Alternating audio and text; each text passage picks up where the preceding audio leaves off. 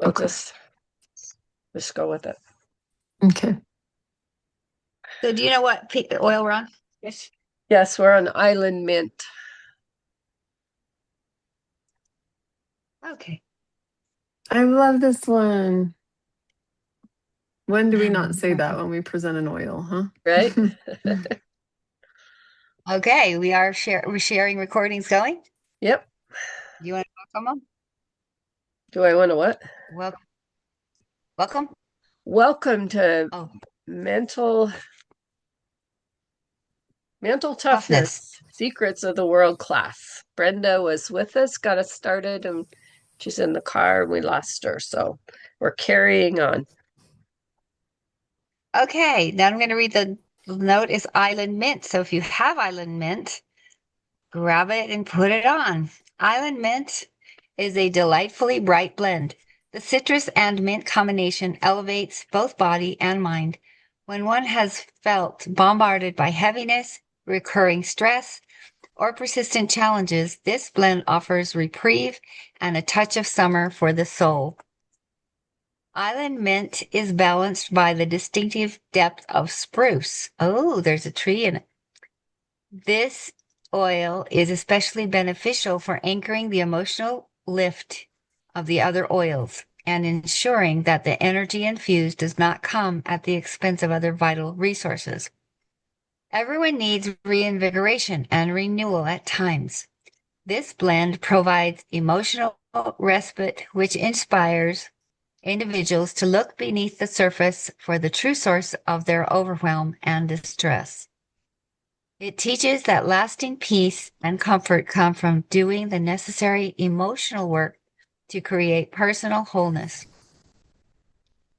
The energetic message of this blend is to balance the very real need to relax and unwind with the less productive impulse to continually escape and avoid the difficulties of life. Does that sound like something good for a student, Sean? Oh yeah, especially on the first day of school classes. Now you're going to get up to see what you really signed up for. Today's the day. Island Mint opens the upper chakras, lifting individuals into higher vibratory states. This allows for clearer insight with which to recognize the unconscious fears of limiting beliefs that are holding them back. Releasing these dense elements from the mind and heart allows them to tap into wells of natural enthusiasm and positivity. Island Mint invites all to expand into their full brilliance and rise to meet their life. The suggested uses aromatically inhale from the bottle, diffuse or place drops in hand, rub and inhale. Topically over the chest, on the shoulders and neck. And to feel less overwhelmed, burned out, fatigued, exhausted, heavy burdened, and escaping. We don't feel like that, do we? Sometimes we do. To feel more relaxed, elevated, uplifted, reinvigorated, renewed, balanced, enthusiastic, positive, or optimistic. And the ingredients in this oil are lime, distilled lemon, and peppermint and spruce. Peppermint and spruce. So, what a nice combination. Anybody have any stories to tell about that one or any of those oils?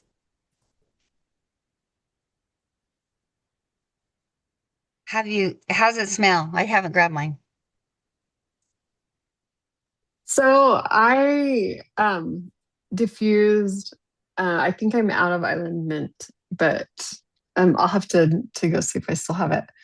I diffused that one like every day for months and months and months when it first came out because it was fun to hear you reading the description of what it helps with because that's what I felt as I was diffusing it. It's like I just needed that upliftment. I needed the um, I can't remember everything that you said, and my brain's not letting me remember all of it. But Reinvigoration and renewal. Reinvigoration yes, and renewal. yes, it was reinvigoration and renewal for sure.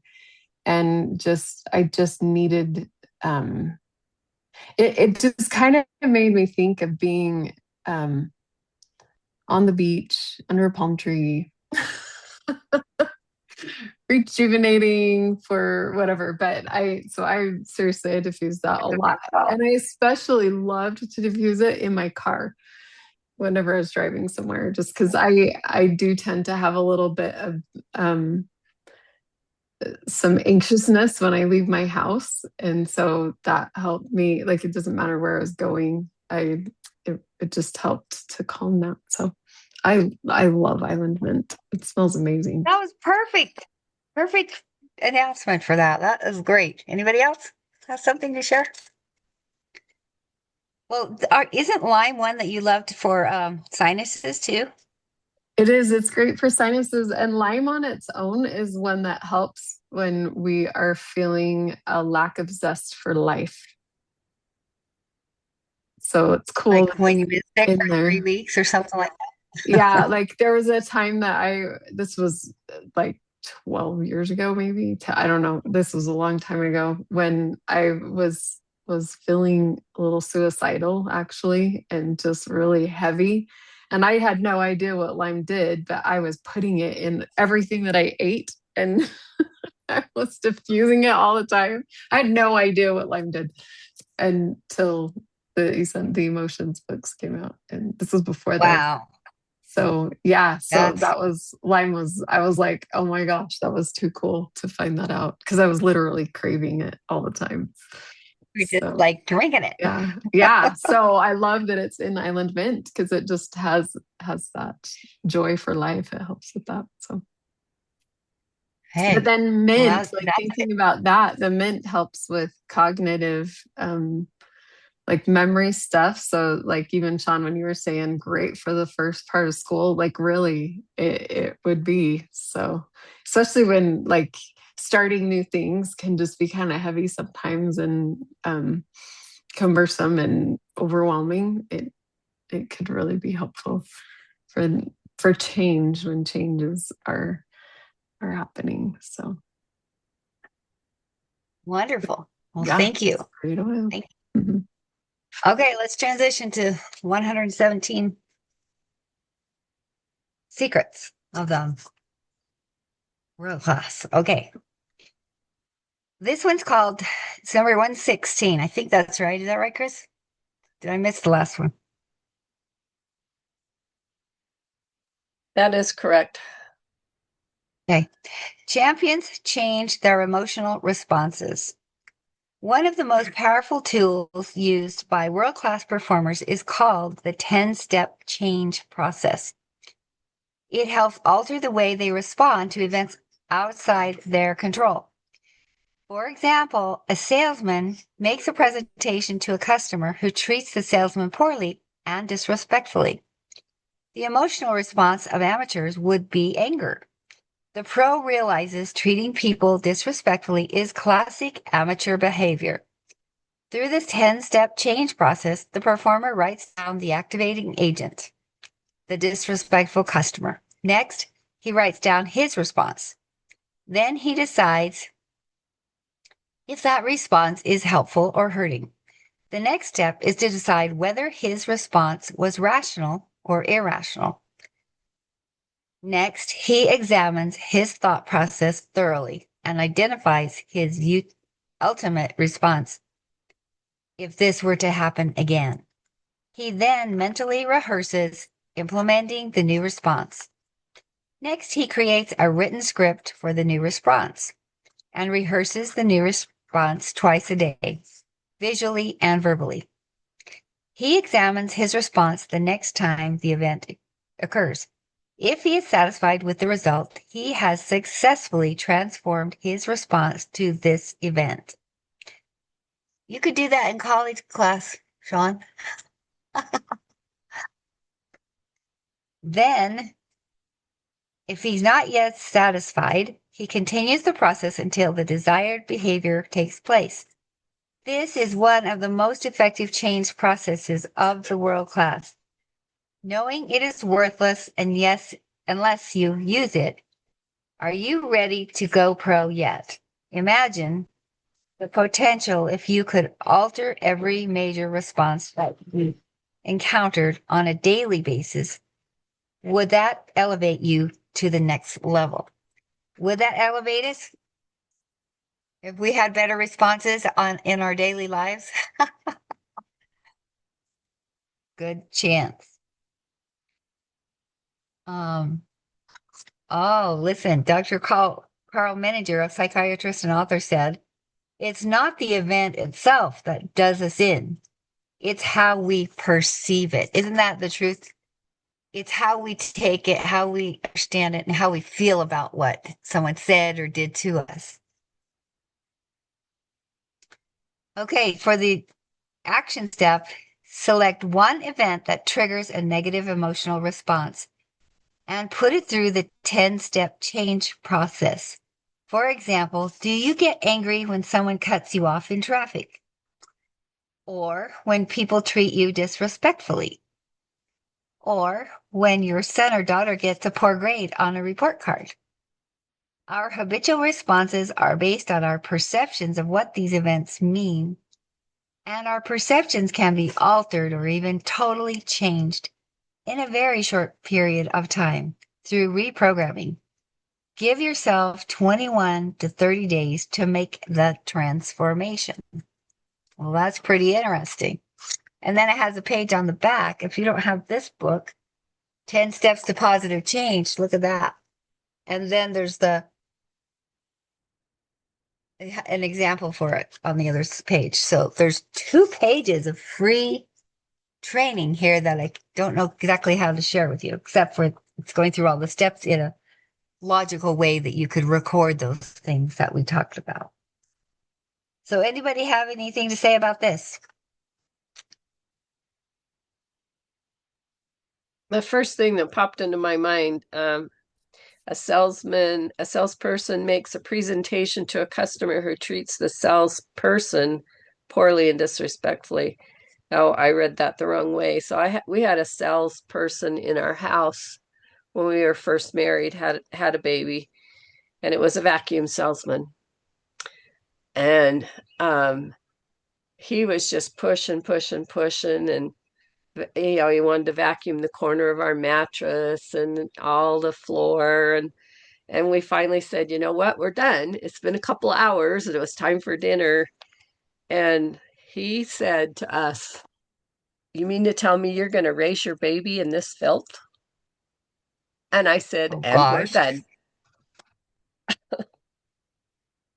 But I think that You example in got the here last was word. the example in here was a salesperson making a presentation to the customer who treats the salesperson poorly or disrespectfully. But anyway, that's what came to my I mind think from you this. could I think you could have turned that around that he was treating you disrespectfully. Yeah, he was. Yeah. Yeah, There is a desperate salesman mode, I guess. yeah. But it definitely isn't to shove it down people's throat or say stay until they can't go to sleep that night, you know. So that's good that you got your way. Well, I think it's powerful to know that there are ways to adjust your thinking style so that I know sometimes when I get cut off by a bad driver, by somebody who, maybe they didn't see me, maybe they just move in too close in front of you. They pass you barely, and then they try to squeeze in like the marshmallow package, you know? Yeah. Well, So, maybe so you think, distracted. what, really?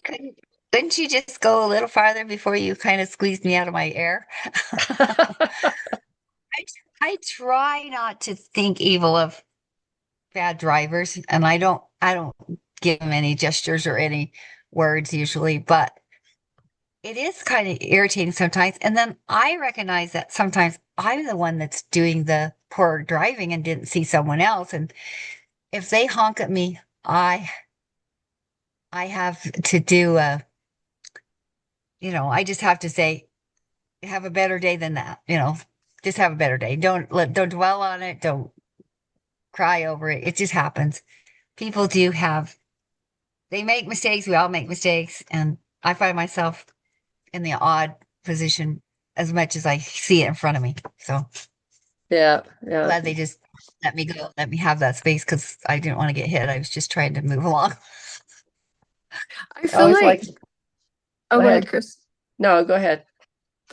I feel like I've tried to, I've always had a hard time with salesmen. Always, always, always. And I don't know if it's generational belief there or there I have had some interesting experiences with a few, but I I've tried to take that in the sense that like I hated to think that I was a salesperson, but but if you think about it, we all are. And when I finally wrapped my head around that we're all salespeople, whether we're trying to sell the dinner that we made for our family or we're trying to sell the option for our children to clean their house so that they can go do whatever they want to, like literally we all are. And that was really helpful for me, but then also realizing that people we're all at different stages of our progression, and maybe even let's just talk about it with dinner. Like my adult child has told me before, like, oh, I'm actually not feeling in a space to eat something like that right now. It's just a little too heavy. I need something that's lighter. Then I'm like, oh, well, as a kid, they couldn't explain that to me. Right. And I just get mad that they're not eating what I made for them, right? But maybe their stomach was a little tender that day or whatever. And so just with the thought that we're all on our own personal journey, and maybe what I have to offer isn't truly what someone needs at that moment. And if there's that open communication, if they feel like they can tell me where they're at with something, then it can just be like, oh, this just isn't for you, or isn't something that you need, or just not right now. And that's okay. I don't need to take that personal. And it may be about me, but it really might have absolutely nothing to do with me. And I don't need to fret over that. And then my other thought was just we're all doing the best that we can. And so even people that aren't open to hearing what I have to offer, truly they're doing the best that they can, and I can hold space for that, and I've been there, so Yeah. it's yeah. So anyway, those were the thoughts that came up for me with I love those thoughts. Good job. that. Thanks. What were you going to say, Chris? No, I nothing. I'm just rambling.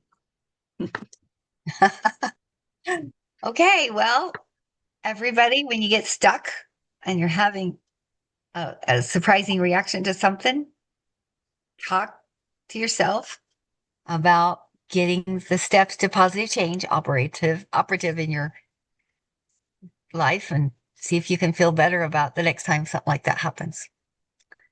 Okay, that's Good all I message. have. Thanks, Have a everybody. great Thank you. everyone. Bye Okay, bye. bye-bye.